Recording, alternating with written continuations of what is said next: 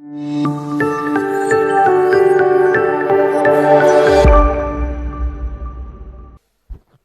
Student, देखिए अपना topic चल रहा था कंपनी अंकेक्षक के अधिकार।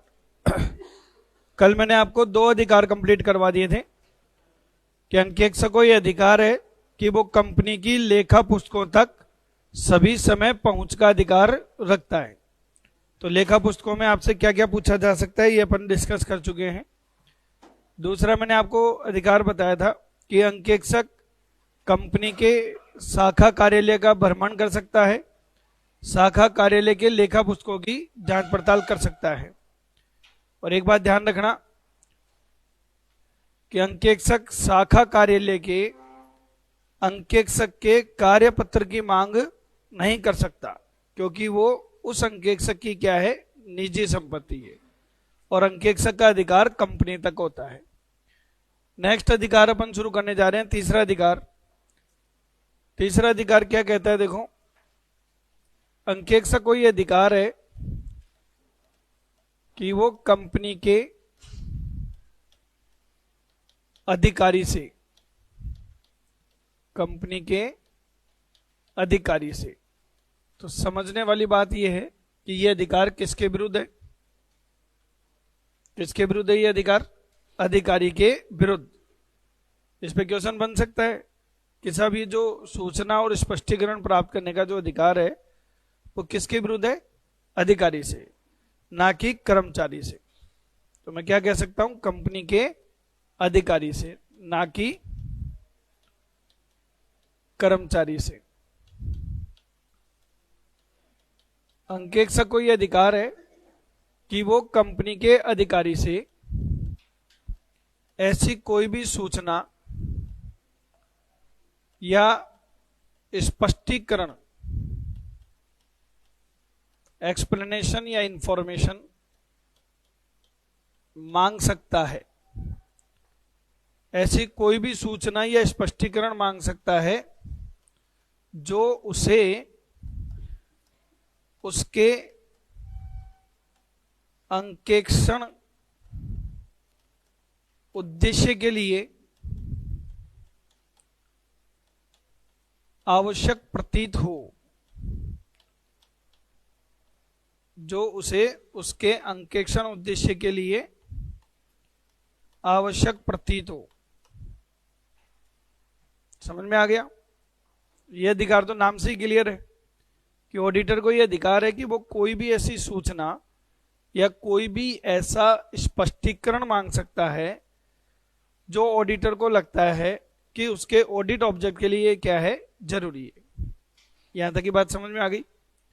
अब मैं आपको इसमें किस्सा सुनाता हूं, तो आप उसका मुझे आंसर देना।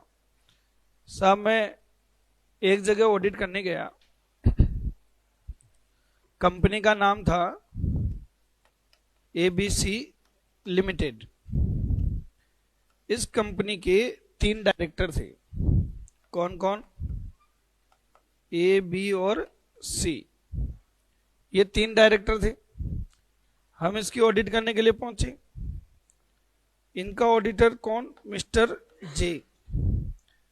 मिस्टर जे ने ए को एक बात बोली कि जनाब आप किसी और कंपनी में भी डायरेक्टर हो क्या, या किसी पार्टनरशिप फर्म में पार्टनर हो क्या, या खुद की भी कोई दुकान चला रखी है क्या? ये बात मैं किससे पूछ रहा हूं? ए से। तो ए भड़क गया मेरे ऊपर, तो सर ये कुछ ज्यादा नहीं हो रहा, आप किसकी ऑडिट करने आए हो? मैंने कहा साहब ABC लिमिटेड की।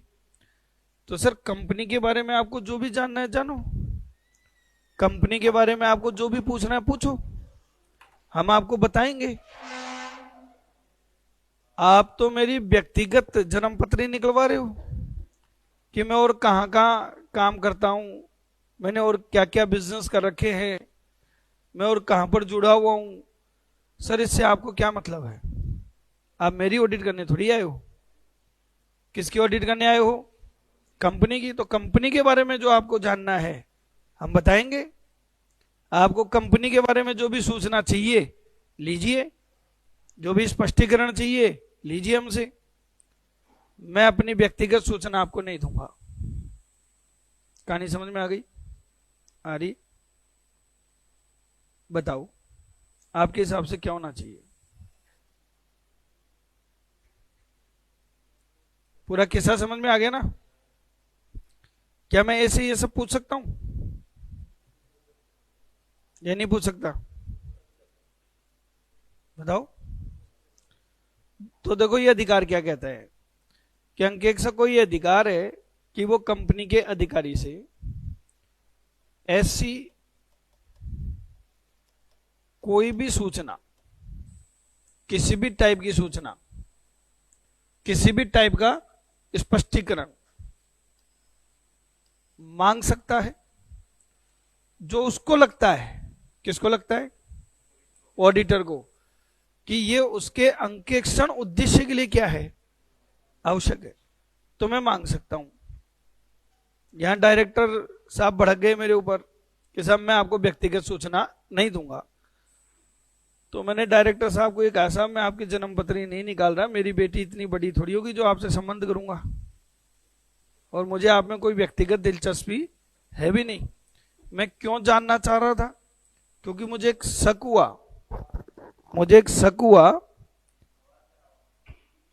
क्या शक हुआ मुझे साहब? कि ये जो कंपनी है ये एपी एंड कंपनी से रॉ मटेरियल परचेज कर रही है, कच्चा माल खरीदती है किससे? एपी एंड कंपनी से। तो मुझे दिमाग में एक फितूर सा आया कि कंपनी इससे ही माल क्यों खरीदती है?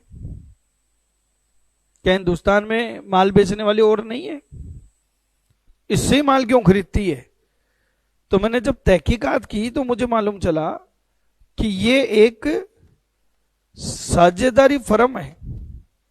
एपी एंड कंपनी क्या है? एक पार्टनरशिप फर्म है। मैं उसके पैन कार्ड से पहचान गया।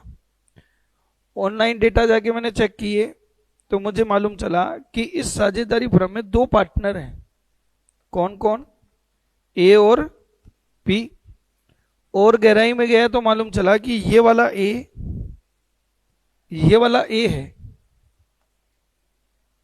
समझ में आ रहा है? कोई फर्क पड़ता है कि इस चीज से? बताओ, कोई फर्क पड़ता है? क्या फर्क पड़ता है जरा बताना। क्या लग रहा है बताओ आपको? जुड़ा हुआ पक्का है? ये इस कंपनी का डायरेक्टर और उस फर्म का पार्टनर। बताओ कनेक्शन है या नहीं है? तो इसको हम कनेक्शन को कहते हैं रिलेटेड पार्टी। क्या कहते हैं? रिलेटेड पार्टी, संबंधित पक्षकार। और जब कोई कंपनी किसी संबंधित पक्षकार के साथ कोई भी लेन देन करती है तो कंपनी एक्ट 2013 की धारा 188, अकाउंटिंग स्टैंडर्ड AS 18 जो रिलेटेड पार्टी ट्रांजैक्शन से रिलेटेड है, और स्टैंडर्ड ऑन ऑडिटिंग 550, इतनी सारी लीगल रिक्वायरमेंट्स है जो मेरे ऊपर लागू होती है। और ये सारी रिक्वायरमेंट्स मुझे कहती हैं कि अगर कंपनी ने किसी भी संबंधित पक्षकार के साथ में कोई भी लेन देन कर रखा है तो उसे डिस्क्लोज किया जाए, उसे प्रकट किया जाए, ताकि जनता की जानकारी में ये बात आ जाए कि साहब ये कंपनी उससे माल खरीदती है जिसमें आपके डायरेक्टर का क्या है? हित जुड़ा हुआ है। ये मुझे प्रकट करना है। अब बताओ प्रकट कब करूं?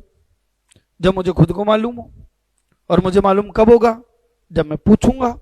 तो कोई गुनाह कर दिया क्या उससे ये पूछ के कि तुम किसी और पार्टनरशिप फर्म में पार्टनर हो गया, कहीं और किसी कंपनी में डायरेक्टर हो गया, कहीं खुद की कोई दुकान तो नहीं चला रखी?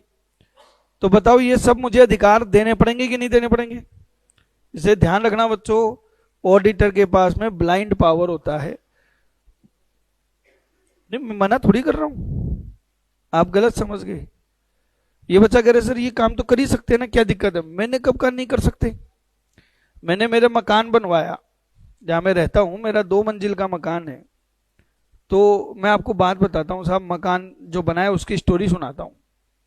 मैंने मकान बनाने के लिए मार्केट से जो ठेकेदार होते हैं ना, उनसे मैंने कोटेशन ली कि भाई ये मकान बनाना है, ये नक्शा है और आपको बनाना है, क्योंकि हमारे जैसे आदमियों के पास इतना टाइम तो होता नहीं कि ईंट भी मैं ला के दूँ, रोडी भी मैं ला के दूँ, बजरी भी मैं ला के दूँ, मैं वहाँ खड़ा होकर मकान बनवाऊँ। हम तो ठेके पे देते हैं कि भैया माल भी तेरा, मटेरियल भी तेरा, और बनाना भी तेरे को, लेबर भी तेरी, हेडक भी तेरी, तू तो रेट बोल क्या लेगा। ये नक्शा है। कैसे मार्केट में ठेकेदार है, उन ठेकेदारों में से एक ठेकेदार है मेरा साला, यही काम करता है, लोगों के मकान वकान बनाता है, बिल्डर है। तो साहब जब मैंने मार्केट से 2-4 कोटेशन ली, रेटें आई मेरे सामने, तो देखो घर में डिस्कशन तो चलता ही है। तो मेरी वाइफ ने कहा कि आप भैया से बात क्यों नहीं कर लेते, वो भी यही काम करते हैं, अपन उनसे बनवा लेते हैं। मैंने कहा बात तो सही है। मैंने मार्केट में रेटें ली तो लोगों ने मुझे 75 लाख रुपए की रेट दी थी, भाई आपका मकान 75 लाख रुपए में बना के दे देंगे। मैंने मेरे साले साहब को बुलाया कि साहब ये नक्शा बनाना है, बोलो कितने में बना दोगी। तो साले साहब ने 2 मिनट ली, खाली कैलकुलेशन करी हो, और मेरे को बोलते हैं आपको 60 लाख रुपए में बना देंगे। मार्केट में कितने का बन रहा था, 75 का, और साले साहब ने कोटेशन कितना दिया, 60 लाख का बना देंगे। अब देखो हम बहुत पॉजिटिव आदमी हैं, ससुराल वालों पे ज्यादा विश्वास नहीं करते, तो मुझे डाउट हुआ, भाई 1-2 लाख का फर्क है, समझ में आता है 15 लाख का फर्क। तो मैंने कहा सुनो जी, सीमेंट लगेगी अंबुजा की, और पुट्टी होगी बिरला पुट्टी की, दीवारें बोल पड़े,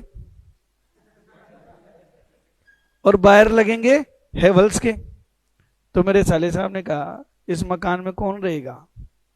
मैंने कहा मैं रहूंगा, आपकी बहन रहेगी। तो मैंने कहा मैं मेरी बहन का मकान गलत बनाऊंगा क्या, आप वो सब चीजों की चिंता मत करो। लेकिन अंदर ही अंदर बेचैनी हो रखी, क्योंकि रेट का फर्क कितना, 15 लाख का। तो मेरे जैसा आदमी फिर ज्यादा शर्माता नहीं है।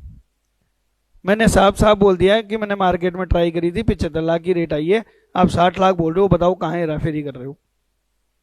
तो उन्होंने मालूम क्या कहा, बोला मैं कोई हेराफेरी नहीं कर रहा, सिर्फ एक हेराफेरी करी है कि मैं आपके यहाँ पे 1 रुपया ही नहीं कमा रहा, भले ही 1-2 लाख मेरे जेब से ही लगेंगे, कमा नहीं रहा। सीमेंट हम बिल्डर कोटे से मंगाएंगे, बिल्डर कोटे की सीमेंट कम रेट की आती है, और आपके जो कलर पेंट करने वाला आएगा वो मेरा स्टाफ है, मैं उसकी रेट ही नहीं जोड़ी मैंने उसमें, नहीं तो कलर पेंटिंग वाले ही ले जाते हैं 1.5-2 लाख रुपए। तो बोले वो तो हमने रेट ही नहीं जोड़ी। ऐसे कर करके साहब मैंने बचत करी है। अब बताओ किससे बनवाऊं। देखो साले भी इतने बुरे नहीं होते हैं, ऐसा नहीं है कि आप उनसे लेन देन नहीं करोगे। तो आप जो पूछ रहे हो बेटा, यही तो पूछ रहे हो कि सर आप ये कर तो सकते हो। मैंने कब कहा नहीं कर सकता, अरे लोग करते ही लेन देन किसके साथ हैं, रिलेटेड पार्टी के साथ।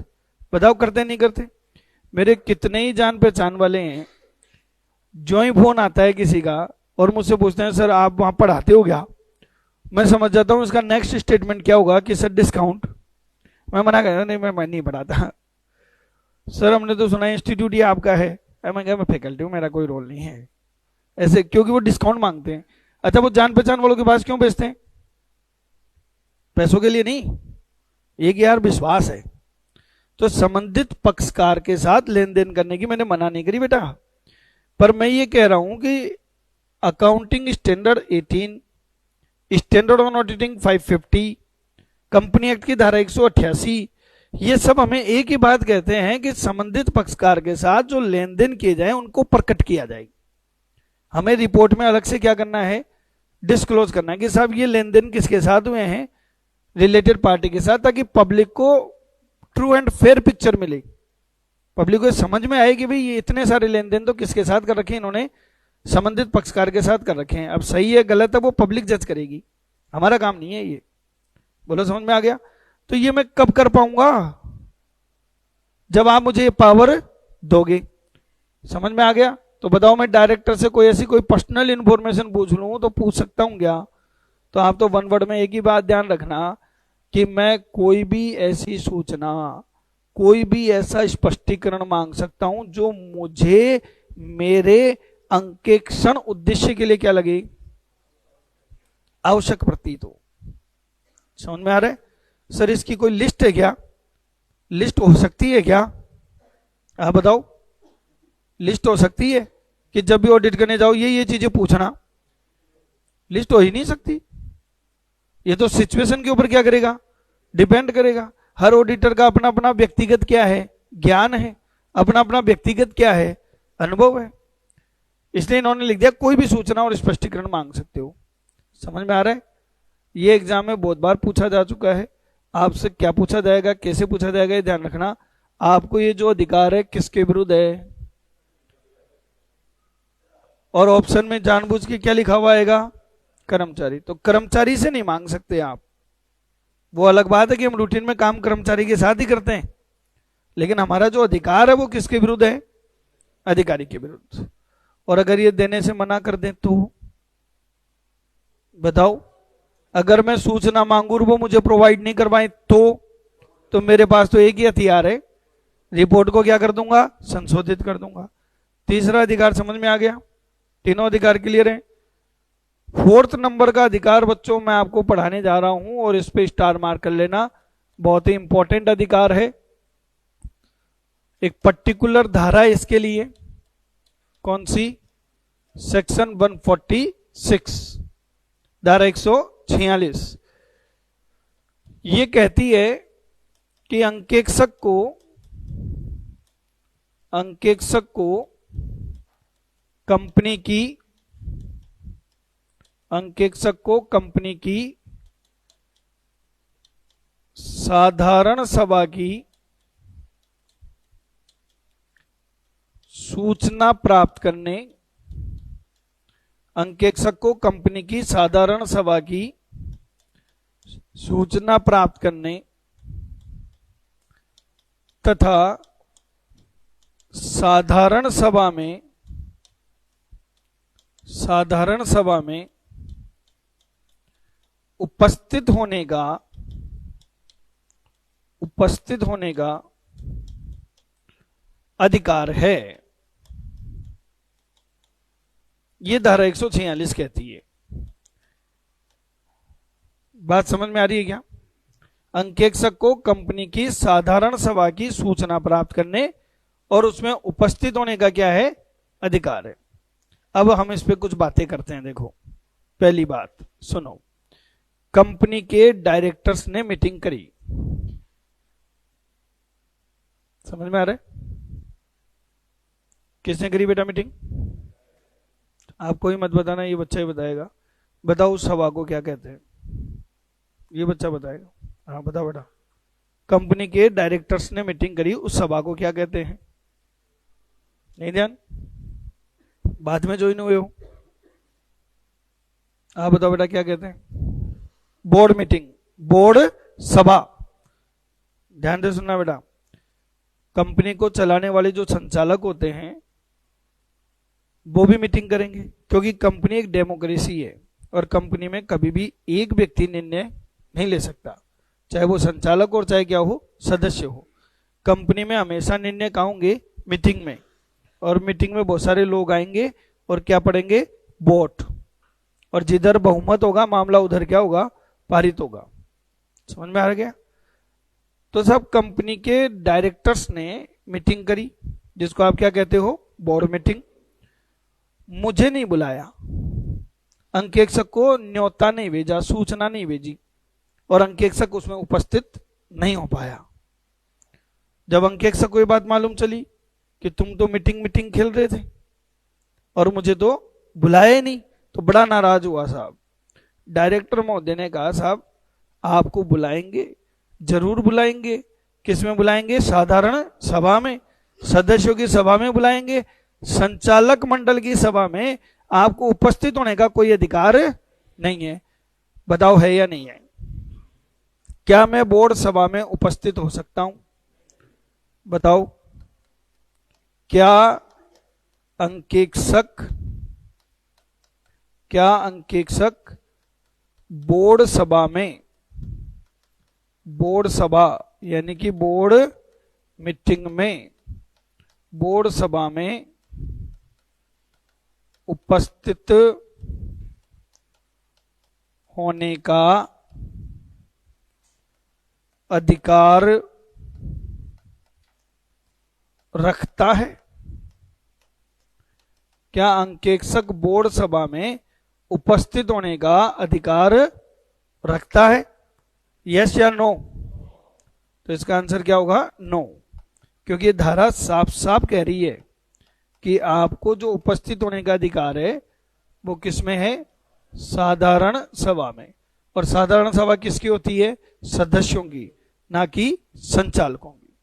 तो मुझे बोर्ड सभा में उपस्थित होने का कोई अधिकार नहीं है।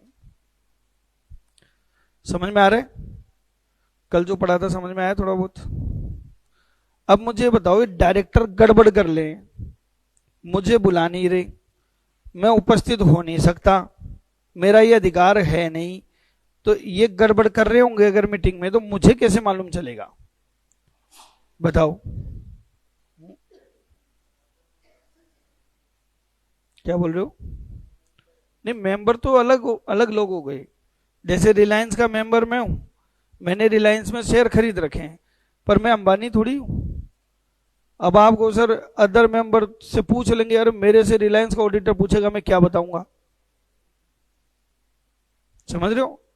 बताओ, ये गड़बड़ अगर डायरेक्टर ने कर रखी होगी तो मुझे कैसे मालूम चलेगा? यस, ये समझाना चाह रहा हूं कि सब मीटिंग में उपस्थित नहीं हुए कोई बात नहीं, पर मीटिंग में जो भी कार्रवाई करी होगी उसको एक पुस्तक में लिखा जाता है।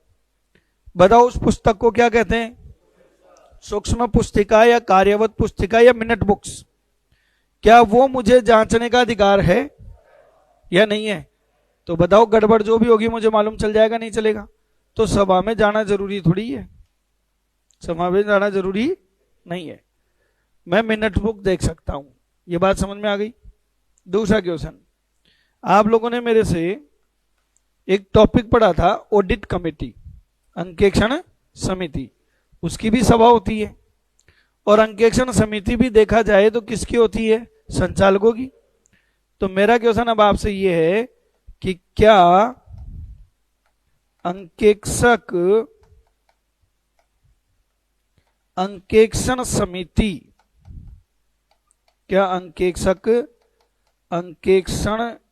समिति की सभा में उपस्थित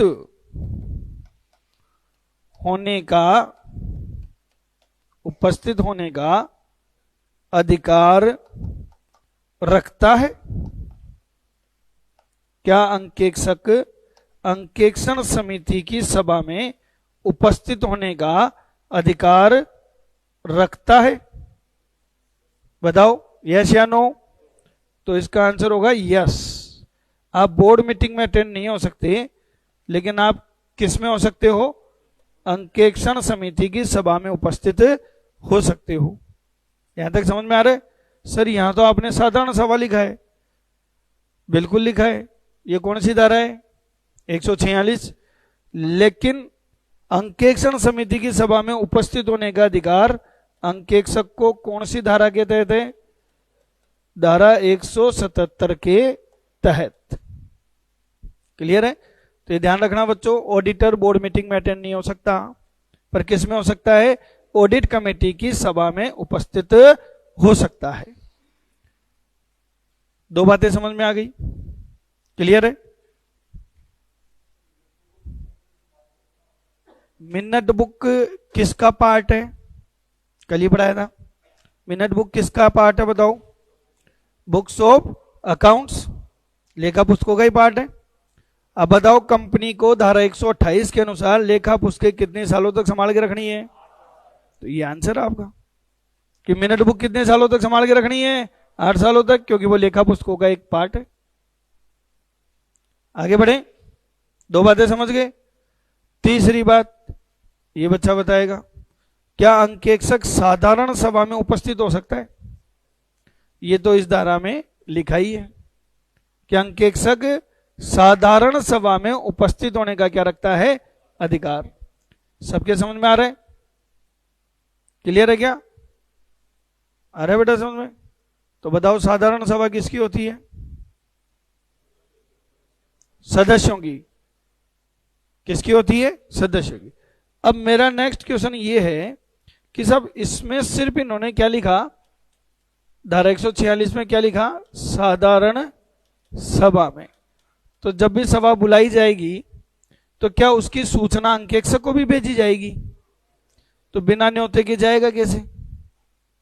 जब भी बुलाई जाएगी तो उसकी सूचना सदस्यों के साथ साथ किसको भेजी जाएगी? अंकेक्षक को भी। और ऑडिटर उसमें उपस्थित होने का क्या रखता है? अधिकार। समझ में आ रहा है? अब मेरा बात जो पूछने का जो टारगेट है वो ये है कि आप लोगों ने मेरे से एक बात पढ़ी हुई है कि साधारण सभा भी कितने प्रकार की होती है? 2 प्रकार की, एक एजीएम और एक ईजीएम, एनुअल जनरल मीटिंग और एक्स्ट्रा ऑर्डिनरी जनरल मीटिंग। समझ में आ रहा है? बेटा ये अधिकार है कि कर्तव्य है? क्या पढ़ रहे हैं अपन? अधिकार है या कर्तव्य है? अधिकार। अब समझना, इन दिनों में क्या हो रहा है कि देवता जगे हुए हैं अभी। जब देवता जगते हैं तो इंसानों का बुरा ही होता है, क्योंकि वो शादियां करते हैं। तो आज से लेके 22 तारीख तक का मेरे पास में एवरीडे का क्या है? इनविटेशन है शादी का। क्यों? इतने स्टूडेंट होते हैं और होते हैं, पर स्टूडेंट के अपने गुरु से ज्यादा सीख नहीं पाते हैं। नहीं समझ रहे? शादी करेंगे ही करेंगे, सबक नहीं ले पाते। उनको लगता है मजाक कर रहा होगा। वो तो जब आप बीती होगी ना तब समझ में आएगी यार आदमी सच्ची बात बोलता था। और मजेदार देखो, इनविटेशन भी भेजते हैं कि गुरुजी आपको आना है, फोन भी कर देते हैं कि सर आपको आना है। लेकिन देखो प्रैक्टिकली क्या है, हम लोग नहीं पहुंच पाते। जयपुर में हो तो हम छोड़ते नहीं है कि चलो खा के आना है, और क्या है। अब क्या है, बच्चों की शादियां होती है गाँव में। अब गाँव जाना बहुत मुश्किल होता है, इतना समय भी नहीं होता। तो बताओ किसी बच्चे का इनविटेशन आया, जैसे एक बच्चे का मेरे पास में आज का इनविटेशन है, उसकी शादी शाहपुरा में है। फोन भी आ गया, सर आपको पक्का आना है, नहीं मैं घोड़ी पे नहीं बैठूंगा। मैं कहा यार इतनी जिद क्यों कर रहा है? नहीं सर आपको पक्का आना है सर, मेरी वाइफ भी आपसे मिलना चाहती है। मैं कहा यार तेरी वाइफ मुझे कैसे जानती है? बोले सर आपकी किससे सुना रखे मैंने। मैं कहा यार ये तो बड़ा गड़बड़ काम हो गया। अब शाहपुरा जाना और वापस आना, हकीकत है कि मैं नहीं जा पाऊंगा। मैं तो सिंपल सा क्या करता हूँ, किसी का मैसेज आता है ना, उसी नंबर पे पेटीएम होता है, 500 रुपये पेटीएम कर देता हूँ। लड़की का होता है कन्यादान दे दिया, लड़के का होता है आशीर्वाद दे दिया कि लो भैया समझ लो। अब प्रॉब्लम क्या है वो समझो कि हम नहीं जा पाते। तो क्या मुझे सजा मिलेगी? यार अगले ने न्योता दिया है, इतने प्रेम से बुलाया है, इज्जत करता है तभी तो बुलाया है। जाना चाहिए था नहीं जाना चाहिए था? जाना चाहिए था, पर कर्तव्य नहीं है। क्या है? अधिकार है। तो देखो अंकेक्षक के साथ क्या हुआ, कंपनी की साधारण सभा बुलाई गई। और साधारण सभा भी कौन सी बुलाई गई? एजीएम। समझ रहे हो? सारे बाराती आ गए और दूल्हा तो आया ही नहीं। अंकेक्षक नहीं पहुंचा उस मीटिंग में, अंकेक्षक नहीं पहुंचा। तो अंशधारी ने नाराज हो गए, हमारे इंस्टीट्यूट में कंप्लेन कर दी कि तुम कैसे सीए बनाते हो, बताओ हम मीटिंग में बुला रहे हैं, ये आ ही नहीं रहा। तो मेरा क्वेश्चन आपसे ये है कि मेरा अधिकार है या कर्तव्य है? ये मेरा अधिकार है या कर्तव्य है? तो यहां ध्यान से समझना बच्चों, धारा 146 अधिकार की है। और मुझे एजीएम में जाना चाहिए कि ईजीएम में? मेरा अधिकार किस में है जाने का? दोनों में ही है, क्योंकि मैंने यहां पर क्या लिखा है, केवल साधारण सभा। तो चाहे एजीएम हो और चाहे क्या हो, ईजीएम, दोनों में अंकेक्षक को उपस्थित होने का क्या है? अधिकार है। सर कंपनी तो एक साल में 20 बार एजीएम करेगी, तो आपको बिल्कुल 20 बार न्योता आएगा। आप नहीं पहुंचे कोई बात नहीं, पर आपका ये क्या है? अधिकार है। समझ में आ रहा है क्या? अब देखो, मान लीजिए आपकी कोई बर्थडे पार्टी है, कोई छोटा मोटा स्वामी का प्रोग्राम किया, आपने बुलाया, मैं नहीं पहुंचा, आपको ज्यादा बुरा नहीं लगेगा, क्योंकि स्वामी तो दोबारा कर लोगे, बर्थडे अगली साल फिर आएगा। पर आपकी शादी थी, ना तो शादी दोबारा होनी, ना अगली साल फिर होनी। तो ये बहुत बड़ी इवेंट है जो जिंदगी में, मतलब अगर आदमी सही है तो एक बार ही होती है, कई लोग 2-2 3-3 बार भी कर लेते हैं। समझ रहे हो? यहां पर बताओ मेन मीटिंग कौन सी है, क्यों है? आप कह रहे हो साहब एजीएम मेन मीटिंग है, क्यों है? साल में एक बार हो रही है। देखो एक बार हो उससे फर्क नहीं पड़ता, फर्क ये पड़ता है इस एजीएम में होता क्या है ये बताओ। इस एजीएम में अंकेक्षक की नियुक्ति होती है।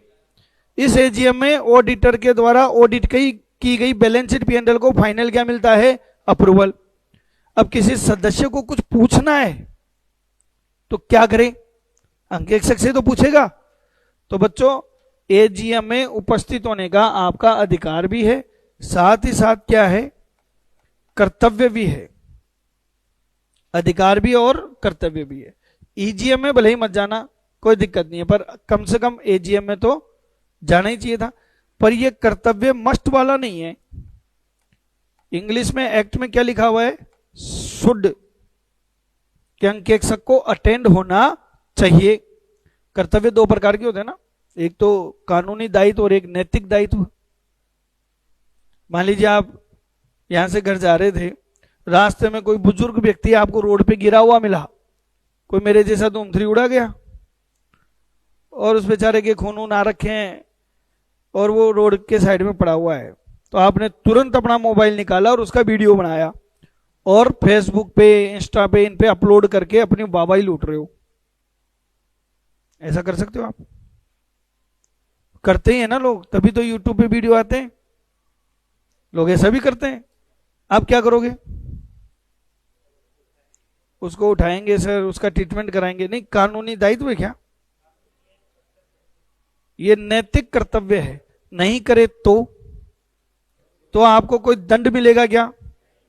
तो ये ध्यान रखना, अगर अंकेक्षक एजीएम में या ईजीएम में नहीं पहुंचा तो किसी तरह का कोई भी दंडात्मक प्राविधान नहीं है। इसलिए वर्ड क्या यूज किया है? शुड। आपको पहुंचना चाहिए क्योंकि साल में एक बार मीटिंग हो रही है और आपको एक ही बार बुला रहे हैं और उसमें भी आपका काम है, आपकी बैलेंस शीट पी&एल डिस्कस हो रही है, आपके अपॉइंटमेंट के बारे में चर्चाएं होंगी और आप नहीं पहुंचे। बोलो समझे कि नहीं समझे? अरे भाई दूल्हे की शादी है, दोस्त की शादी में नहीं पहुंचे कोई बात नहीं, अरे खुद की शादी में तो पहुंच जाना। आप यार भूल गया, भूल जाते हैं कई बार, काम ज्यादा रहता है।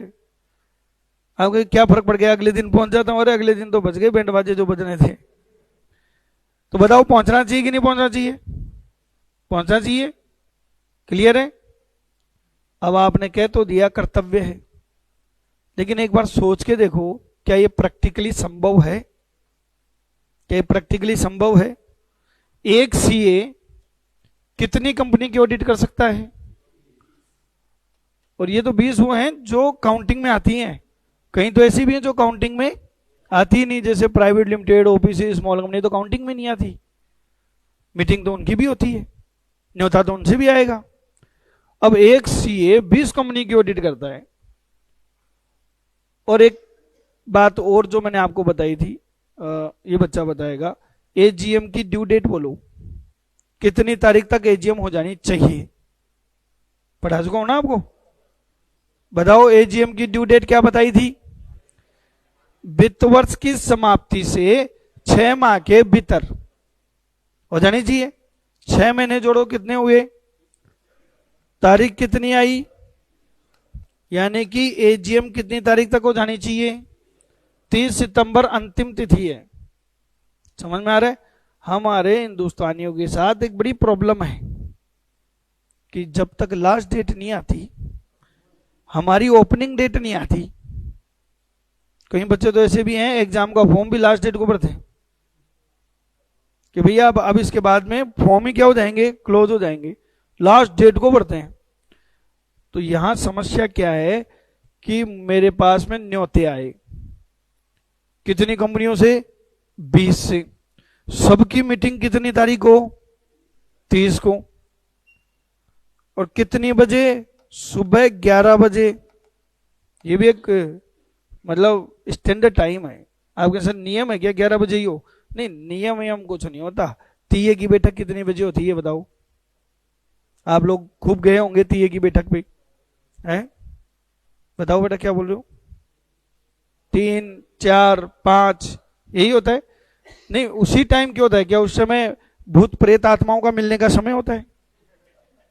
बताओ दोपहर में क्यों करते हैं तीये की बैठक? आपके सर नियम है क्या? कोई नियम थोड़ी है। दोपहर में लोग थोड़े से क्या रहते हैं, फ्री रहते हैं कि चलो आ जाएंगे।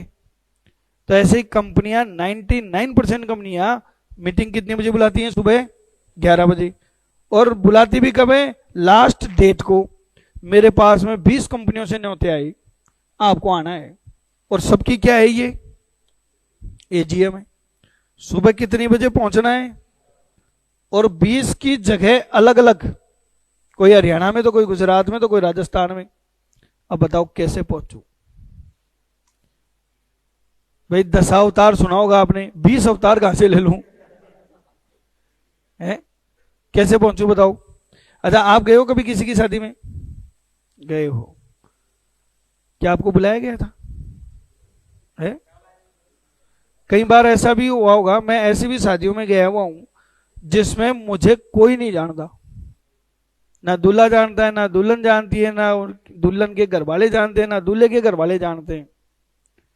तो सर आप कैसे पहुंच गए? अरे मेरे पापा के दोस्त की बच्ची की शादी है। और पापा के दोस्त कब के? बचपन के। और पापा को बचपन छोड़े हुए हो गए कई साल, पर वो यारी दोस्ती है।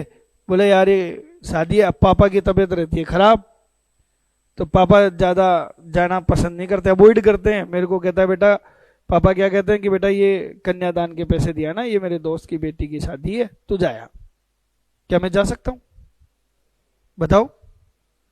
तो अपने को भी क्या है, वहां और किसी से मतलब नहीं होता। सीधे जाते ही सबसे पहले फास्ट फूड वाले कॉर्नर पे अटैक करते हैं कि गोलगप्पे। वो देखो लोगों ने अपने लिए काम किया है तो अपन उनकी मेहनत का थोड़ा प्रयास को, अपने को इज्जत करनी चाहिए।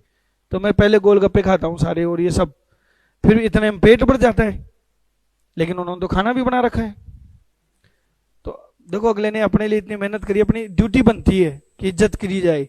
तो अपन वहां पे नींबू पानी पी के थोड़ा टहलते हैं कि थोड़ी सी जगह एडजस्ट हो जाए, फिर खाना खाते हैं। खाते नहीं खाते? अच्छा, बारात अभी आई नहीं, दुल्हन अभी आई नहीं, लिफाफा दिया और वापस अपने घर। पापा पूछते हैं बेटा दूल्हा कैसा था? मैं कहा देखा ही नहीं। अरे बोले ऐसे ही आ गया तू? मैं कहा 500 रुपए दे के आ गया और खा के आ गया। क्या हमारे जैसे लोग जा सकते? अब बताओ, ऑडिटर खुद जाए ये जरूरी है क्या? अगर ऑडिटर खुद नहीं जा पाए तो इन्होंने कहा साहब अगर आप खुद नहीं जा पाते हो तो आप अपने प्रतिनिधि को भेज दो। अगर आप स्वयं नहीं जा पाते हो तो आप किसके माध्यम से उपस्थित हो? प्रतिनिधि के माध्यम से उपस्थित हो। समझ में आ रहा है? अगर आप खुद नहीं जा पाते हो तो किसके माध्यम से उपस्थित हो जाएं? अपने रिप्रेजेंटेटिव को भेज दो। यही तो होता है। समझ में आ रहा है क्या? तो देखो मेरे पास में 20 कंपनियों की ऑडिट है, सबने 30 सितंबर को बुलाया, सुबह 11 बजे बुलाया। तो एक जगह तो मैं चला जाऊंगा, दूसरी जगह मैंने इसको कहा कि बेटा एक काम कर, तू एजीएम में चल जाना। ये मेरी प्रतिनिधि, ये वहां पहुंच गई। जाते वहां पे इसने रसगुल्ले उठाए और रसगुल्ले को मुंह में डाला। इतने में पीछे से आवाज आई, एक शेयर होल्डर ने कोई रेज कर दी होगी क्योरीज कि एक्सक्यूज मी मैम, ये आपने जो बैलेंस शीट में दिखाया ये क्या है? ये बोली ये रसगुल्ला खट्टा कैसे हो गया? तो क्या पूछ रहा है? ये बेचारी आई है रसगुल्ले खाने और इससे क्या पूछे जा रहे हैं क्वेश्चन। कैसा हो सकता है? ऐसा नहीं हो सकता बेटा, ये शादी ब्याह थोड़ी है। कहां जा रहे हो आप? कहां जा रहे हो? एजीएम में। लोग क्वेश्चन पूछेंगे आपसे कि साहब ये क्या हुआ है? बताओ, ऐसा होता नहीं होता? देखो मैं आपको बताऊं, ये सब क्या है, इसमें एक योग्यता होनी चाहिए। हर कोई नहीं पहुंच सकता, हर कोई आपका रिप्रेजेंटेटिव नहीं बन सकता।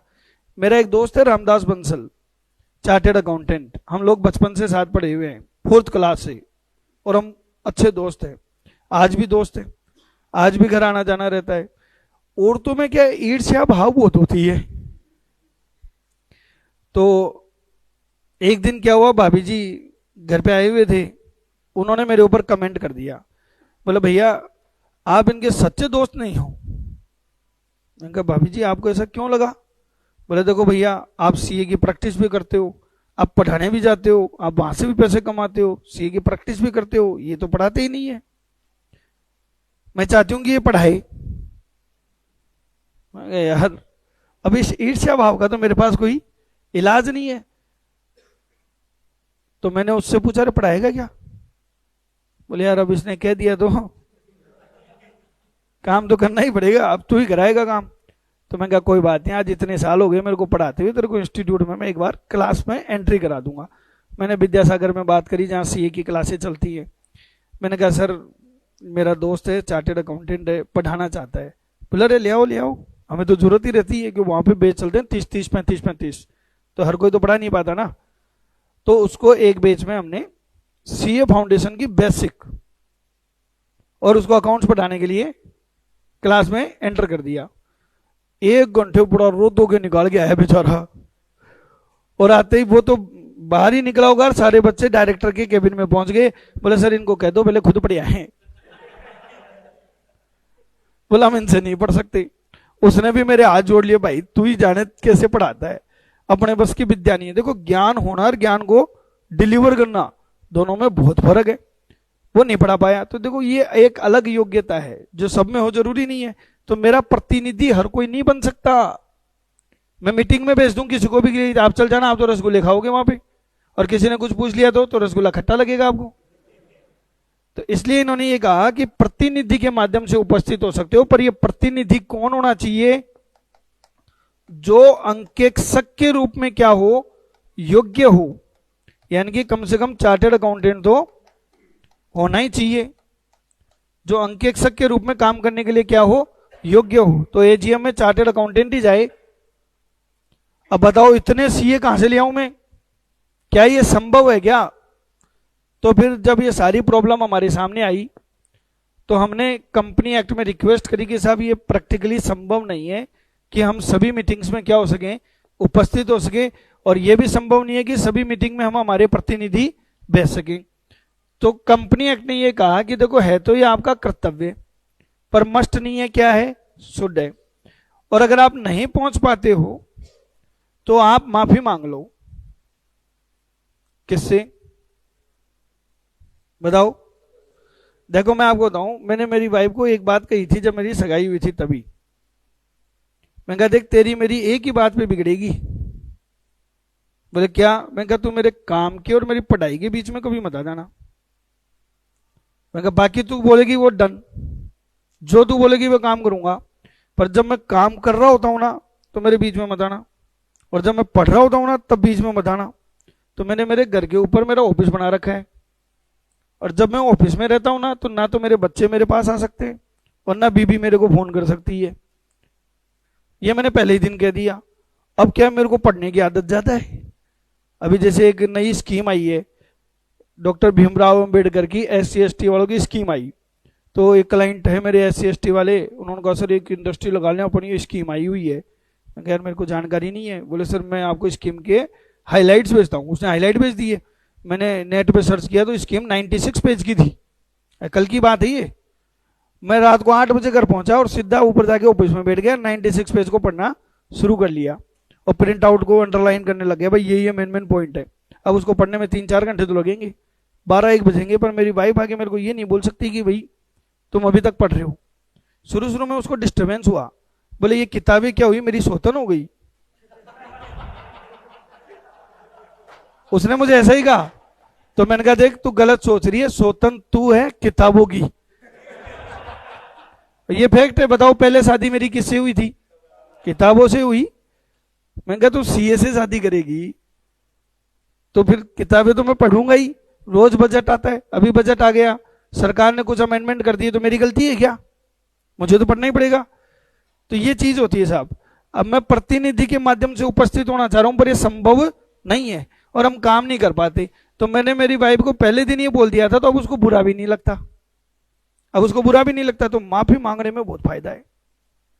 कि भाई आप किसी के यहाँ नहीं पहुंच पाओ ना। अब जैसे कई बच्चों के कॉल आते हैं, मैं मुंह पे ही बोल देता हूँ बेटा मैं नहीं आ पाऊंगा। वो एक दो बार तो बोलता है सर आ जाते तो अच्छा लगता है। मैंने कहा बेटा नहीं आ पाऊंगा, उसको बुरा नहीं लगता। तो यहां पर क्या है, जब आपके पास में न्योता है ना तो आपका पहुंचना आपका कर्तव्य है। कब तक कर्तव्य है बताओ, कब तक कर्तव्य है? जब तक अंकेक्षक को कंपनी द्वारा मुक्त ना कर दिया जाए, मुक्त ना कर दिया जाए। बोलो समझ में आ रहा है क्या? तो मेरा कर्तव्य कब तक है? जब तक कंपनी मुझे एग्जम्प्ट नहीं कर देती। इसलिए मुझे कंपनी से पहले ही रिक्वेस्ट कर लेनी चाहिए कि साहब इस एजीएम में मैं नहीं आ पाऊंगा, ताकि वो अपनी व्यवस्था कर ले। बोलो समझ में आ रहा है क्या? और अब 3 चीजें और पूछ रहा हूं, बस वो बता देना आप। क्या मैं इस सभा में उपस्थित होकर कुछ बोल भी सकता हूं क्या, या नहीं बोल सकता? बताओ भाई, मैं एजीएम में पहुंच गया, क्या मुझे बोलने का हक है? क्या मुझे वोट देने का हक है? वोट कौन देता है? तो ये बात ध्यान रखना, अंकेक्षक को मतदान का अधिकार नहीं है। किसी भी मामले पे मैं वोट नहीं दे सकता। अंकेक्षक को मतदान का अधिकार नहीं है। समझ में आ गया? ऑडिटर को किसका राइट नहीं है? वोटिंग राइट नहीं है, मत देने का अधिकार नहीं है। ये चीज क्लियर है? क्या ऑडिटर बोल भी नहीं सकता क्या? बताओ, तो बोलेगा कैसे? तो हम उसको क्या कहेंगे? अंकेक्षक को किसका अधिकार है? रिटर्न रिप्रेजेंटेशन का अधिकार है। रिटर्न रिप्रेजेंटेशन समझ गए ना? लिखित में अपनी बात कहने का। और वो ये कह सकता है कंपनी को कि मेरी बात सबके सामने पढ़कर सुनाई जाए, मेरी ये जो बात मैंने लिख कर दी है ये सभी सदस्यों में सर्कुलेट की जाए, सब में बांटी जाए। तो ये हमारा अधिकार है। हम सभा में बोल सकते हैं, लेकिन किसके रूप में नहीं बोल सकते? सदस्य के रूप में, क्योंकि मत कौन देता है? तो मैं इसी को दूसरे रूप में कह रहा हूं। एग्जाम ऐसे भी पूछ सकते हैं कि अंकेक्षक को सदस्य के रूप में बोलने का अधिकार होता है कि नहीं होता? अंकेक्षक को सदस्य के रूप में बोलने का अधिकार नहीं होता। देखो, आप एज ए मेंबर नहीं बोल सकते, आप एज ए ऑडिटर बोल सकते हैं। और ऑडिटर के रूप में बोलेगा तो वोट नहीं देगा, क्या देगा? Written representation. बोलो समझ में आ रहा है क्या? हो ही नहीं सकता। तो ऐसे क्वेश्चन पूछ लेते हैं, इसलिए मैंने लिखवाया। ऑडिटर कभी कंपनी का सदस्य हो ही नहीं सकता। तो सदस्य नहीं है तो सदस्य के रूप में बोलने का भी क्या नहीं है? क्योंकि एग्जाम में क्वेश्चन आता है कि साधारण सभा में अंकेक्षक का निम्नलिखित में से कौन सा अधिकार नहीं है। साधारण सभा के संबंध में अंकेक्षक का निम्नलिखित में से कौन सा अधिकार नहीं है? ऑप्शन ए, साधारण सभा की सूचना प्राप्त करने का। ऑप्शन बी, साधारण सभा में उपस्थित होने का। ऑप्शन सी, साधारण सभा में लिखित अभ्यावेदन देने का। और ऑप्शन डी, साधारण सभा में सदस्य के रूप में बोलने का।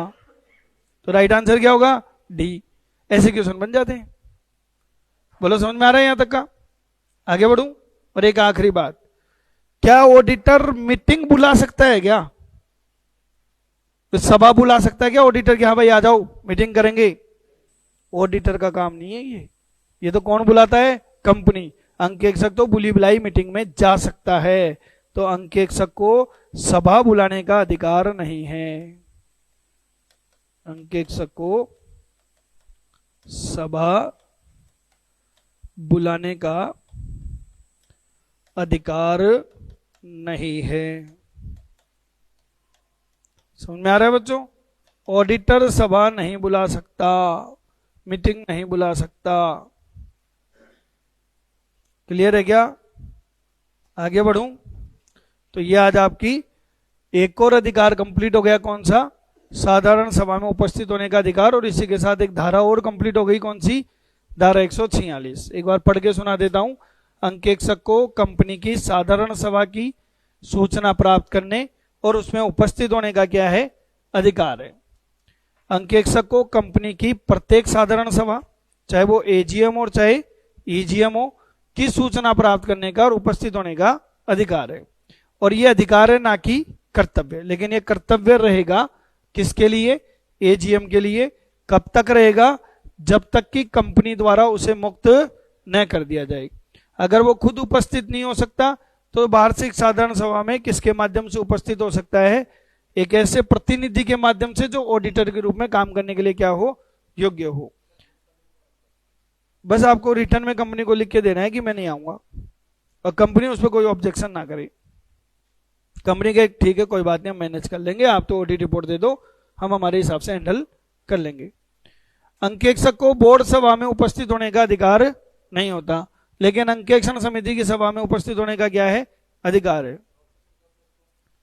ऑब्जेक्शन कर दे तो फिर वो एजीएम पोस्टपोन करनी पड़ेगी कंपनी को। ऑडिटर का साहब इस दिन में अवेलेबल नहीं हो, आप एजीएम पोस्टपोन करो, तो फिर उसको आरओसी से परमिशन लेनी पड़ेगी। आरओसी 3 महीने तक का एक्सटेंशन दे देती है कि कोई बात नहीं, आप टाइम पे नहीं कर पा रहे हो और 3 महीने बाद कर लेना। समझ गए? आगे देखो, अंकेक्षक को वार्षिक साधारण सभा में मतदान देने का भी क्या नहीं होता? अधिकार नहीं होता, किंतु वो अपना लिखित क्या दे सकता है? अव्यावेदन, जिसको अपन रिटर्न रिप्रेजेंटेशन कहते हैं, जिसे सभा में पढ़कर सुनाया जाएगा। तो ये धारा 146 भी आपकी क्या हो गई? कंप्लीट हो गई। बोलो यहां तक समझ में आ गया क्या? अब हम बच्चों नेक्स्ट अधिकार की तरफ चलते हैं। 5वां अधिकार मैं अब आपको बताने जा रहा हूं, जो कुछ खास नहीं है, ज्यादा इसमें कुछ समझने की बात भी नहीं है। क्या ऑडिटर को पारिश्रमिक प्राप्त करने का अधिकार है या नहीं है? पारिश्रमिक प्राप्त करने का अधिकार बताओ। क्या ऑडिटर को रेमोनेशन प्राप्त करने का अधिकार है या नहीं है?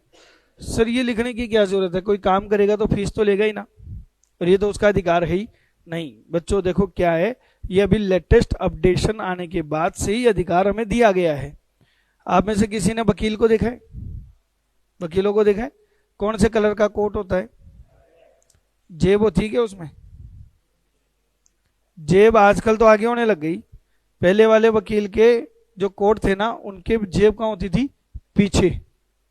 और वकील कहता था साहब मैंने आपकी सेवा करी है, आपको जो अच्छा लगे वो डाल दो, क्योंकि हम लोग प्रोफेशनल हैं और पेशेवर व्यक्ति पैसों के लिए काम नहीं करता। और जितने भी प्रोफेशनल डिग्री है, चाहे वो डॉक्टर हो, वकील हो, सीए हो, कोई भी हो, उनके कोड ऑफ कंडक्ट में लिखा हुआ है कि आपको पैसों के लिए काम नहीं करना, आप समाज की सेवा करो, पैसा अपने आप आएगा।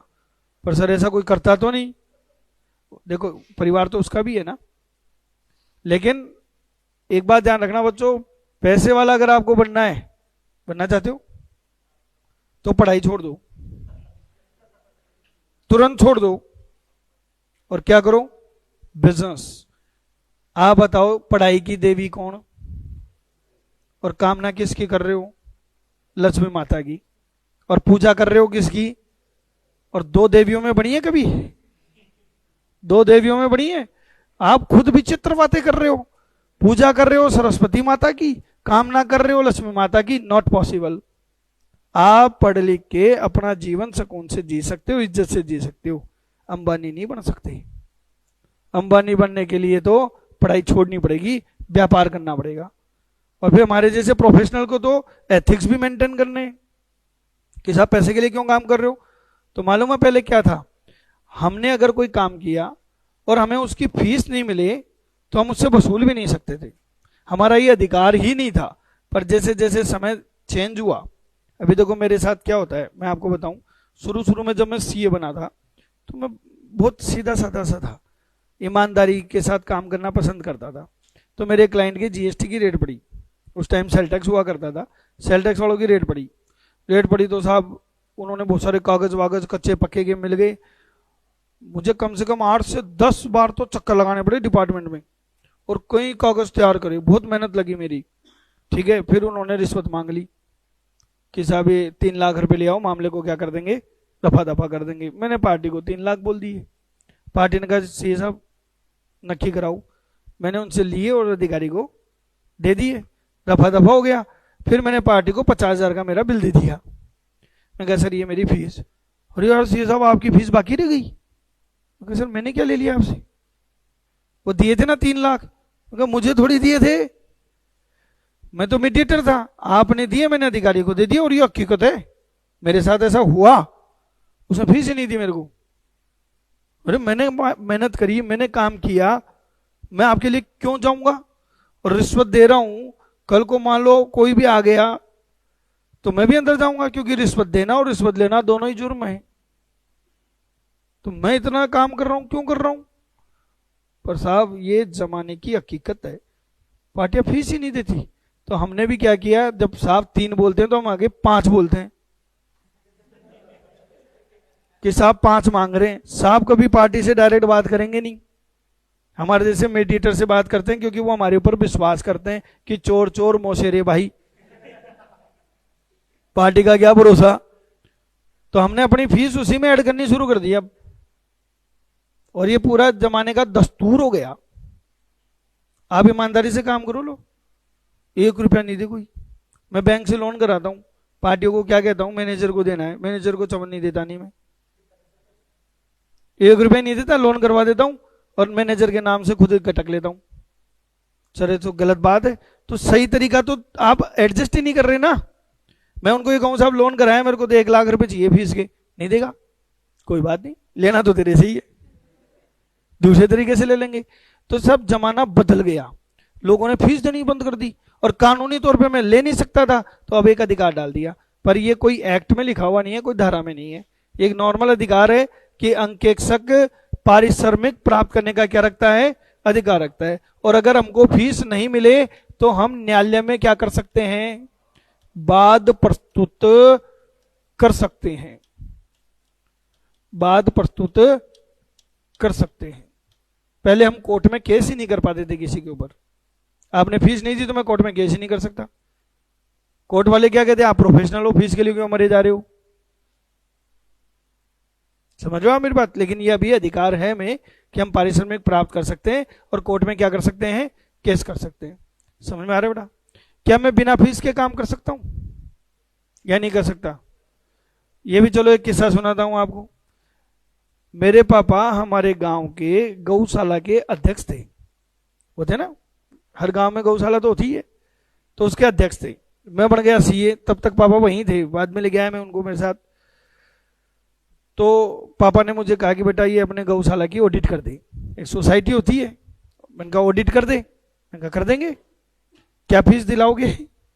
इतना ही बोला था, कान के नीचे से सन आवाज आई, जैसे कोई साउथ का हीरो ने एक्शन दिखाया हो। पापा ने बोला मेरे को, बोले तेरे को शर्म नहीं आती, हिंदू है तू, गौ माता के लिए फीस लेगा। अरे इतनी तो दान दक्षिणा कर देते हैं लोग, छोड़ दे, एक जगह फीस नहीं लेगा तो कोई फर्क नहीं पड़ता। अब पापा ने कह दिया तो नहीं ली। मैंने ऑडिट करी, गाय वहां पे थी 42, मैंने रिपोर्ट में दिखा दी 41, गड़बड़ कर दी। एक गाय रिपोर्ट में गड़बड़ हो गई, कोर्ट में मामला पहुंच गया। क्या मेरे ऊपर केस होगा, क्या मेरा दायित्व आएगा या नहीं आएगा। तो देखो पारिश्रमिक लेना या नहीं लेना यह आपकी इच्छा थी, इसका दायित्व पे कोई फर्क नहीं पड़ता। तो ये ध्यान रखना बच्चों, नोट करके, बिना पारिश्रमिक के, बिना पारिश्रमिक के कार्य करने पर, बिना पारिश्रमिक के कार्य करने पर अंकेक्षक के दायित्व यथावत बने रहेंगे। अंकेक्षक के दायित्व यथावत बने रहेंगे। बोलो ये बात समझ में आ गई क्या। बिना पारिश्रमिक के अगर आप काम करते हो तो ये आपकी चॉइस है। अगर आप ये सोच रहे हो साहब पैसा ही नहीं लिया तो दायित्व किस बात का? नहीं समझे? ऐसे तो आप एक काम करो, प्याऊ खोल लो लोगों को पानी पिलाने के लिए और उसमें जहर मिला लो और पिलाओ। आप 2-4 मर गए आपके साहब, मैं तो फ्री में पिला रहा था, मेरा दायित्व कैसे आ गया? अरे भाई दायित्व तो आएगा ही ना, कानूनन तुमने काम किया है, दायित्व तुम्हारा आएगा ही आएगा। ये बात समझ में आ गई क्या? अब देखो साहब आजकल क्लाइंट बड़े तेज तरार हो गई। एक क्लाइंट का किस्सा सुनाता हूं आपको। एक क्लाइंट की मैंने ऑडिट एक्सेप्ट करी, ऑडिट करनी मैंने शुरू कर दी, 2 महीने हो गए हमको काम करते करते, ऑडिट फाइनल स्टेज पे आ गई, खाली क्या देनी बाकी थी? रिपोर्ट। उन्होंने मुझे हटा दिया कि साहब अंकेक्षक को पद से क्या कर दिया जाता है? हटा दिया जाता है। मैं कहूं साहब काम तो मैंने सारा कर दिया, काम तो मैंने सारा कर दिया, खाली क्या नहीं दी? रिपोर्ट नहीं दी। मैं तो देने को तैयार बैठा हूं, तुम हटा रहे हो मुझे। क्या मैं फीस ले सकता हूं या नहीं ले सकता? कहानी समझ गई क्या? क्या समझे बताओ बेटा? बीच में हटा दें आपको, तब तक आप कुछ काम कर भी चुके थे, तो बताओ फीस ले सकते हो कि नहीं ले सकते? तो ये भी ध्यान रखना, दूसरा नोट करके, यदि अंकेक्षक को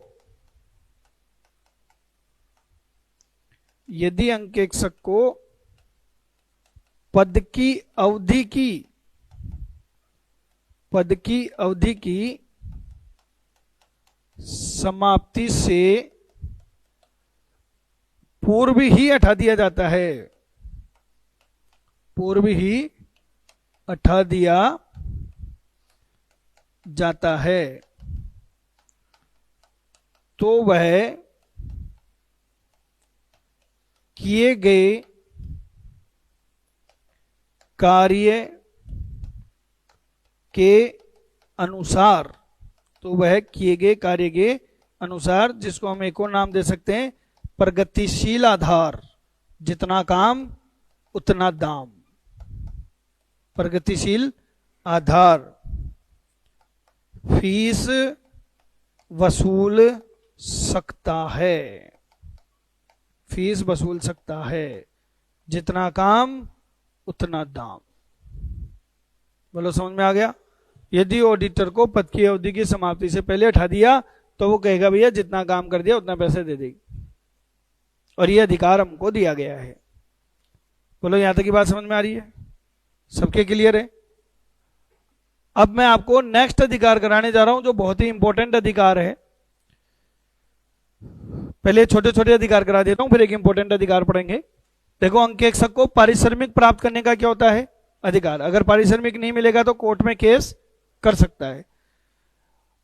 क्षतिपूर्ति प्राप्त करने का अधिकार, यह अधिकार समझना, ये कोई ऐसे ज्यादा इंपॉर्टेंट में नहीं है। क्षतिपूर्ति प्राप्त करने का अधिकार। सर काहे की क्षतिपूर्ति? बताओ ऑडिटर को किस बात की क्षतिपूर्ति मिलेगी? क्षतिपूर्ति प्राप्त करने का अधिकार। देखो आजकल क्या है, पब्लिक का कोई भरोसा नहीं है, पब्लिक का कोई भरोसा ही नहीं है। मैंने ऑडिट करी, आपको रिपोर्ट दे दी, आप पता नहीं किस बात से मेरे से नाराज हुए और बिना ही मतलब में मेरे ऊपर कोर्ट में क्या कर दिया? केस कर दिया। क्या आप केस कर सकते हो? केस तो कोई भी कर सकता है। आपने कोर्ट में कर दिया केस, अब मुझे कोर्ट के चक्कर लगाने पड़ रहे हैं, मुझे वकील के चार्जेस भुगतने पड़ रहे हैं, और लास्ट में फाइनल रिजल्ट क्या निकला कि कोर्ट में मैं निर्दोष साबित हो गया। तो एक बात बताओ, वो वकील की फीस कौन देगा? और जो मैं मानसिक तौर पे परेशान हुआ उसका हर्जाना कौन देगा? तो ये मुझे क्षतिपूर्ति प्राप्त करने का आपसे क्या होगा? अधिकार होगा। समझ में आ गया क्या कह रहा है? क्षतिपूर्ति प्राप्त करने का अधिकार। यदि किसी व्यक्ति ने अंकेक्षक पर लापरवाही का आरोप लगा दिया कि साहब ये लापरवाह आदमी है, लेकिन ऑडिटर न्यायालय में क्या हो गया? निर्दोष साबित हो गया, तो न्यायालय के जितने भी खर्चे लग गए मैं अगले से लूंगा, कि तेरे चक्कर में बिना मतलब के खर्चे लग गए। बोलो समझ में आ गया क्या? क्लियर है? नेक्स्ट अधिकार है, कंपनी के अंकेक्षक को अधिकार है कि वो रिपोर्ट किसको दे सकता है? सर ये अधिकार है या कर्तव्य? आपने तो कर्तव्य बताया था धारा 143 की उपधारा 2 में। तो बच्चों ये मेरा अधिकार भी है और ये मेरा कर्तव्य भी है। रिपोर्ट देने का मेरा अधिकार भी और मेरा कर्तव्य भी है। इसके बाद एक और चीज देखो बच्चों, समझना इसको भी। आप चाहे कितने ही एक्सपर्ट हो, ये मान के चलना कि कहीं ना कहीं आप अटक सकते हो और आपको राय लेनी पड़ सकती है। बताओ ऐसा होता है नहीं होता? कई बार ऑडिटर जब ऑडिट करता है तो उसे कई पॉइंट ऐसे होते हैं जिनमें ये महसूस होता है कि यार ये उसके समझ में नहीं आ रहा, तो क्या वो किसी एक्सपर्ट की राय ले सकता है या नहीं ले सकता? तो बच्चों ध्यान रखना, ऑडिटर को वित्तीय विवरण पर राय व्यक्त करने से पहले किसी विशेषज्ञ की राय लेने का भी क्या है? अधिकार है। आपको कोई ये नहीं कह सकता सर आप तो खुद ही एक्सपर्ट हो, दूसरे की राय क्यों ले रहे हो? लेकिन ऐसा कोई नियम नहीं है। आपको लगता है कि मुझे एक्सपर्ट की रिक्वायरमेंट है तो विशेषज्ञ की राय ले सकते हो। ये समझ में आ रहा है? नेक्स्ट देखो, अंकेक्षक वित्तीय विवरण में पाई गई त्रुटियों को ठीक कराने का क्या रखता है? देखो मोस्टली क्या होता है, जरूरी नहीं कि हर जगह कपट हो। जब हम ऑडिट करने जाते हैं तो हमें छोटी मोटी गलतियां मिलती है। कई बार क्या होता है, कोई 50 रुपए का बिल था और उसकी एंट्री कितने से हो गई? 500 से। तो ये जरूरी थोड़ी वो कपट है, ये एक मानवीय क्या हो सकती है? भूल। बताओ हो सकता है नहीं हो सकता? जब बजट का पेज चेंज हो सकता है? तो हमारे यहाँ एक इकोनॉमिक्स पढ़ाने आते हैं खंडेलवाल सर, वो इन्हीं कामों में लगे रहते हैं, भाई सरकारी अधिकारी हैं। तो वो बता रहे थे कि बोले सर वो हमारी सीएस की मीटिंग जो होती है ना, सीएस वगैरह देखते हैं काम, चीफ सेक्रेटरी जो होता है, वो सर हमारी मीटिंग में बोले सर अगर ये गहलोत की जगह वसुंधरा राजे होती ना तो जितने भी अधिकारी है ना हम लोग सबका क्या हो जाता? ट्रांसफर हो जाता। पर गहलोत ने हमको कुछ भी नहीं बोला और सिर्फ एक बात कही कि ये मानवीय क्या है? भूल है, कि वो समझता है। गलती देखो किसी से भी हो सकती है, ये मान के चलना, चाहे वो मुख्यमंत्री हो और चाहे वो प्रधानमंत्री हो। अब आप जब ऑडिट करने गए आपको गलतियां मिली, गलती में और कपट में फर्क है। आपने क्लाइंट को बताया सर बिल तो 50 का है, तुमने एंट्री कितने से कर दी? 500 से। क्लाइंट तुरंत कान पकड़ेगा, सॉरी सर गलती हो गई अभी ठीक कर देता हूं। तो बताओ मैं ठीक करने दूं या नहीं करने दूं? हमारा उद्देश्य क्या है? सामने वाले की बैंड बजाना उद्देश्य थोड़ी हमारा। हमारा उद्देश्य है कि वित्तीय विवरण कैसी छवि प्रस्तुत करें? सत्यम उचित। तो मेरा ये अधिकार है कि मैं वो गलतियों को क्या करवा सकता हूं? ठीक करवा सकता हूं। एंट्री हम नहीं करेंगे, करेगा कौन? क्लाइंट। पर मैं उनको कह सकता हूं कि तुम इनको क्या करो? ठीक करो। बोलिए। बिल्कुल ले सकते हैं, इसके ऊपर तो स्टैंडर्ड ऑन ऑडिटिंग 620 बना हुआ है। हाँ ये बात आती है, चलो दो बातें आ गई, अब आपने पूछ लिया है तो वैसे मैं ऐसे 620 में पढ़ाने वाला था ये बात, क्योंकि एक स्टैंडर्ड ऑन ऑडिटिंग का चैप्टर भी कराएंगे आपको। दो बातें आ गई, एक तो इसने फीस के लिए बोला कि साहब उसकी फीस कौन देगा, उसकी फीस कौन देगा, एक बात। दूसरी बात ये आ गई, मान लीजिए विशेषज्ञ ने राय दे दी और आपको वो समझ में आ गई और आपने उसकी राय के आधार पे आगे एज इट इज आपने भी राय दे दी, लेकिन वो जो विशेषज्ञ ने राय दी थी वो राय क्या थी? गलत थी। जो विशेषज्ञ ने राय दी थी वो गलत थी, तो आपकी राय भी क्या हो गई? गलत हो गई। उत्तरदायी कौन होगा? हाँ, चाहे आप किसी के भी काम को यूज करो, उत्तरदायी आप थे, हो और रहोगे। आप ये नहीं बोल सकते साहब मैंने तो किसी एक्सपर्ट की क्या ली थी? ओपिनियन ली थी। आप ये नहीं बोल सकते, क्योंकि दायित्व किसका था? आपका था। कई बच्चे आते हैं मेरे पास, सर हम शादी करें या नहीं करें, आप बहुत एक्सपर्ट हो इस मामले में। विशेषज्ञ की राय ले ली फिर भी शादी कर ली, तो मेरा दायित्व कहां से आ गया भाई? समझ लो आप, दायित्व आपका था, आपका है और आपका रहेगा। रही बात फीस की, तो फीस कंपनी भुगतती है। कौन भुगतेगा फीस? कंपनी भुगतेगी। आप कंपनी से परमिशन लोगे कि साहब मुझे एक्सपर्ट की ओपिनियन लेने की जरूरत है, वहां ये फीस लग रही है। अगर वो मना कर दे तो कि मैं तो नहीं दे रहा पैसे, तो आप अपनी राय को क्या कर सकते हो? मॉडिफाइड कर सकते हो। ये बात समझ में आ गई? क्लियर है? और आखिरी अधिकार और सबसे इंपॉर्टेंट अधिकार, नेक्स्ट इंपॉर्टेंट अधिकार मैं आपको स्टार्ट करवाने जा रहा हूं, इसको अपन कहते हैं ग्रहणाधिकार, या दूसरा नाम क्या दे दूं? पूर्वाधिकार। ग्रहणाधिकार या पूर्वाधिकार, राइट टू लीन। ग्रहणाधिकार या पूर्वाधिकार क्या होता है बच्चों, इसको ध्यान से समझना। ग्रहणाधिकार का मतलब क्या है कि एक व्यक्ति के द्वारा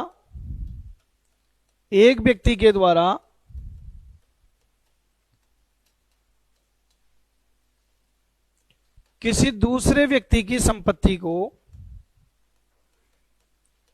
किसी दूसरे व्यक्ति की संपत्ति को अपने अधिकार में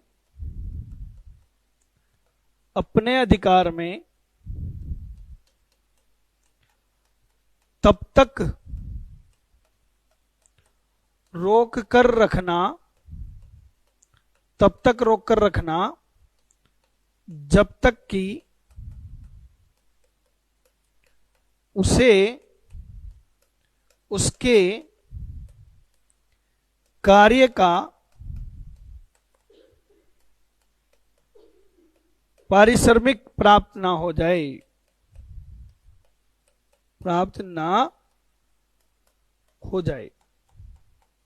ये ध्यान रखना बच्चों।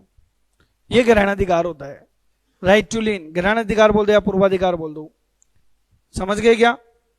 एक आदमी किसी दूसरे व्यक्ति की संपत्ति को अपने पास तब तक रोक के रख सकता है जब तक कि उसे उसके द्वारा किए गए काम का पैसा नहीं मिल जाता। मैं आपको एक एग्जांपल से समझाता हूं।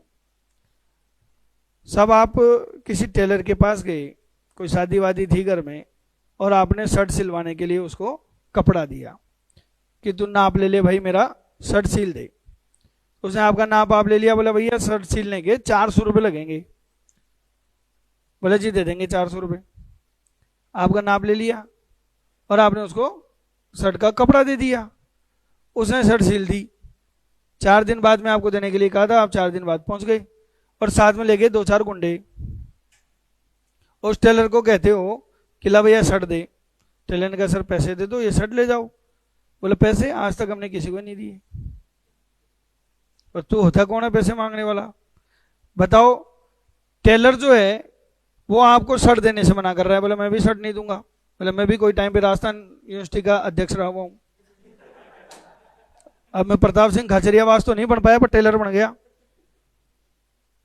समझ रहे हो आप? दादागिरी कौन कर रहा है? टेलर कर रहा है या आप कर रहे हो? आप कर रहे हो साहब। टेलर तो अपने अधिकार को यूज कर रहा है। टेलर तो अपने अधिकार को यूज कर रहा है। कौन से अधिकार को? ग्रहणाधिकार को। समझ में आ गया क्या? जब एक व्यक्ति किसी दूसरे व्यक्ति की संपत्ति को तब तक अपने अधिकार में रोक सकता है जब तक कि उसे उसके द्वारा किए गए कार्य का क्या नहीं मिल जाए? पारिश्रमिक। समझ में आ गया क्या? पक्का? सब क्या आ रहा है समझ में? चलो एक आप लोगों के सामने एक क्वेश्चन पुटअप करते हैं, देखते हैं कौन बताएगा। बहुत इंपॉर्टेंट क्वेश्चन। क्या अंकेक्षण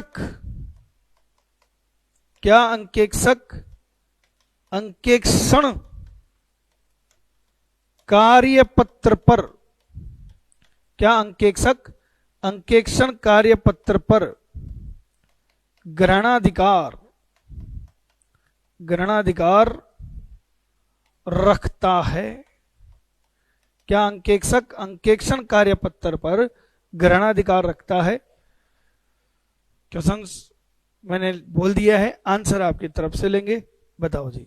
यस, यस, हाँ, हाँ, हाँ, रखता है, हाँ, हाँ, नहीं रखता है, नहीं रखता, रख सकता है, रख सकता है। आप बताओ जी। रख सकता है। आपको मैं ग्रहणाधिकार एक बार दोबारा पढ़ाता हूं। एक व्यक्ति के द्वारा किसी दूसरे व्यक्ति की संपत्ति को, एक व्यक्ति के द्वारा किसी दूसरे व्यक्ति की संपत्ति को अपने अधिकार में तब तक रोक के रखना जब तक कि उसे उसके काम का पैसा नहीं मिल जाए।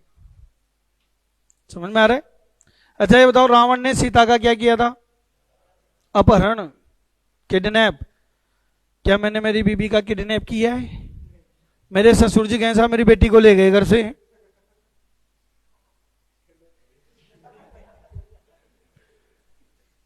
ले तो आया, ले तो आया साहब। ये वो तो मेरी संपत्ति है ना, दूसरे की थोड़ी है।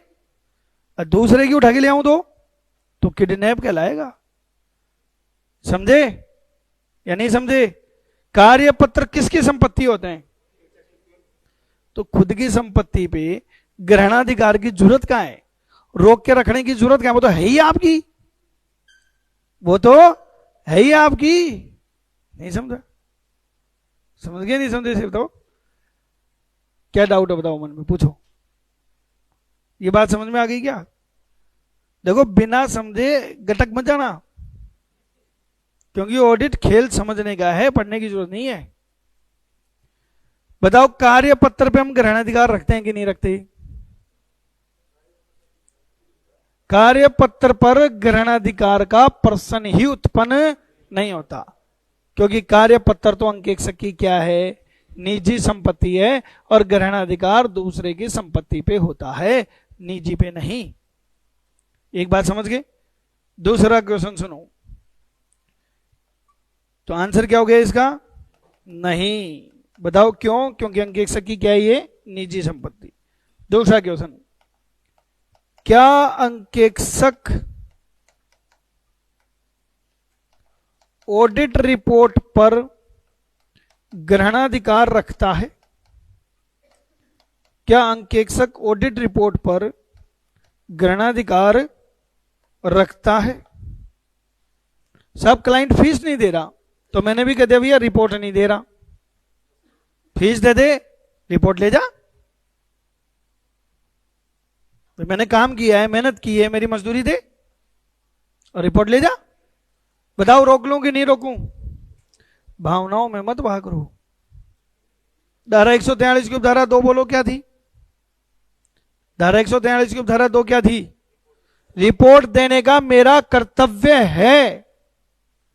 रिपोर्ट देने का मेरा क्या है? कर्तव्य है। फीस के लिए नहीं रोक सकता मैं, फीस के लिए नहीं रोक सकता। अगर कोई ऑडिटर को फीस नहीं मिल रही तो वो ये नहीं कह सकता मैं रिपोर्ट नहीं दूंगा, रिपोर्ट देनी पड़ेगी, रिपोर्ट देनी पड़ेगी। तो आपको ऑडिट रिपोर्ट पे भी ग्रहणाधिकार प्राप्त नहीं है। और तो सर फिर किसको रोक के रखें? क्लाइंट को बिठा लें ऑफिस में कि भैया बैठ जा, तेरी बीवी को फोन कर दे कि फीस ले आए, नहीं तो तू किडनैप हो गया। बताओ किसको रोक के रख सकता हूं? किसको रोक के रख सकता हूं? ग्रहणाधिकार किस पे होता है हमारा? लेखा पुस्तकों पर, क्योंकि लेखा पुस्तकें मेरी नहीं है। हमारा ग्रहणाधिकार किस पे होता है? लेखा पुस्तकों पर। लेखा पुस्तकें किसकी हैं? क्लाइंट की। मेरे ऑफिस में आ गई चेक करने के लिए, फीस नहीं दे रहा, मैं बुक्स नहीं दूंगा कि भैया पैसे ले आ, तेरी बुक्स ले जा। तो आप ना तो रिपोर्ट रोक सकते हो और वर्किंग पेपर पे तो क्वेश्चन ही रेज नहीं होता। मुझे बताओ ग्रहणाधिकार समझ में आ गया क्या? आगे बढ़ूं? एक छोटा सा क्वेश्चन और पूछते हैं आपसे। थोड़े दिन पहले की बात है, हमारे घर के पड़ोस में एक एटीएम मशीन हुआ करती थी। कुछ चोरों की नजर पड़ी और वो चोर रात के अंधेरे में आए। 3-4 लोगों की टीम थी, बंदूक लेके आए, गैस कटर लेके आए और एटीएम मशीन ही उखाड़ ली। और एटीएम मशीन उखाड़ के ले जा रहे थे, पर वो एक बात बोल गए थे कि आज की डेट में राजस्थान पुलिस भी सिंघम देख रही है। तो राजस्थान पुलिस बनी सिंघम, बीच रास्ते में चोर को दबोच लिया। पुलिस वाले गए, क्या कर रहे हो, कहां लेके जा रहे हो एटीएम मशीन? वो मेरे ऑडिट के स्टूडेंट थे और एक दिन पहले ही उन्होंने कौन सा अधिकार पढ़ा था? ग्रहणाधिकार। उन्होंने कहा साहब ऐसा है, मशीन चाहिए आपको, हम आपको तभी देंगे जब आप हमें हमारे काम का पारिश्रमिक दोगे। आपको मजाक लग रहा है? आप बताओ मेहनत नहीं लगती? आपको स्टाफ रखना पड़ा, इन्वेस्टमेंट के रूप में आपको बंदूक गैस कटर लानी पड़ेगी, जोखिम पूरी थी, नाइट पर पूरा जागना पड़ा, दिन में चोरी हो नहीं सकती, तो मेहनत तो लगी है ना। बताओ ले सकते हैं कि नहीं ले सकते? है? बताओ वो रोक सकते हैं कि नहीं रोक सकते? बताओ बेटा। नहीं? क्यों मंद मंद मुस्कुरा रहा है?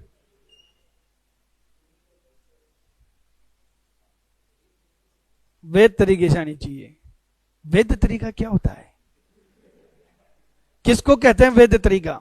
मैं आपको इसमें एक किस्सा सुनाता हूं मनीष सर का।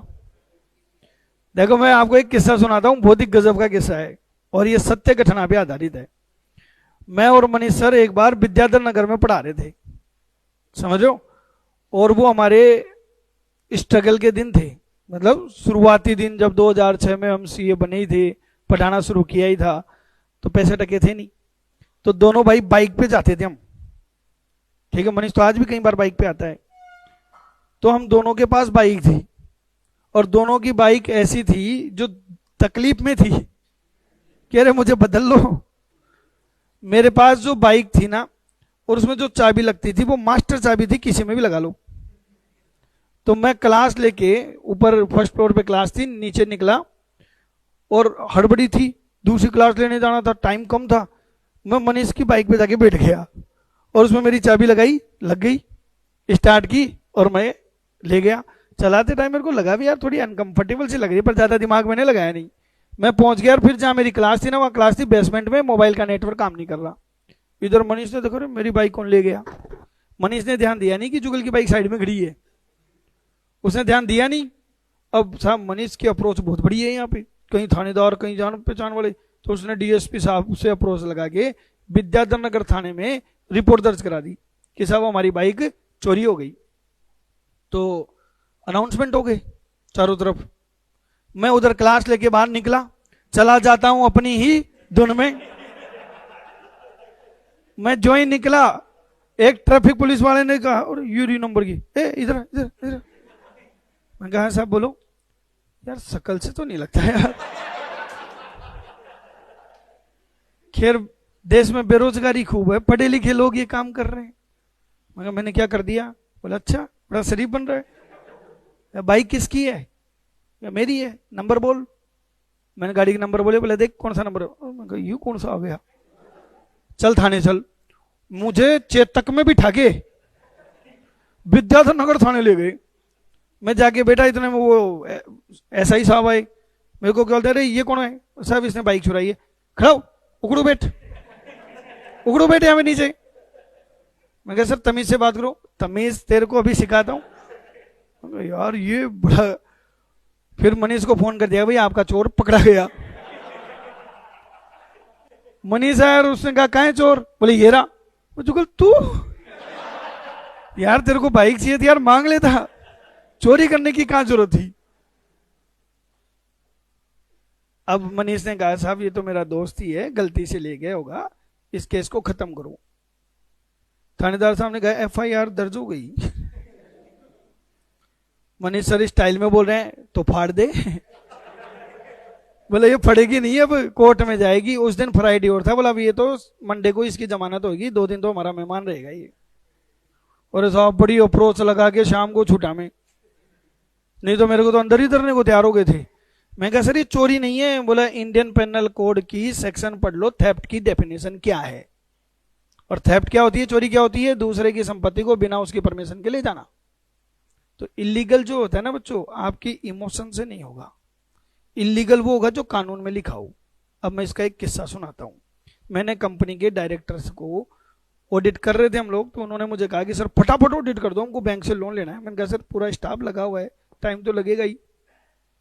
बोला नहीं आप 24 घंटे लगा दो। तो मैंने कहा सर फिर तो आपके बही खाते मुझे कहाँ लेके जाने पड़ेंगे? मेरे ऑफिस में, वहां डे नाइट काम करते हैं। बोला ले जाओ। मैं उठा लाया, डे नाइट काम किया, ऑडिट कर दी, रिपोर्ट दे दी, फीस नहीं आ रही। बताओ लेखा पुस्तक के रोक सकता हूं क्या? देखो बह गए ना फीलिंग में। आपको लग रहा है सर सही तो है, आप पूछ के लेके आए हो। अरे पूछ के लेके आने को लीगल कैसे कहते हो क्या आप? तो ये लीगल नहीं है, ये इलीगल है। इलीगल क्यों है? क्योंकि हमें धारा के प्रावधान देखने कौन सी के? धारा 128 के। धारा 128 कहती है कि ये कंपनी का क्या है? पंजीकृत कार्यालय। तो बताओ लेखा पुस्तकें कहां रखनी है? पंजीकृत कार्यालय पे, लेकिन लेखा पुस्तकें यहां से कहां ले जाई गई? सीए के ऑफिस में। इलीगल हो गया। धारा 128 का क्या हो गया? उल्लंघन हो गया।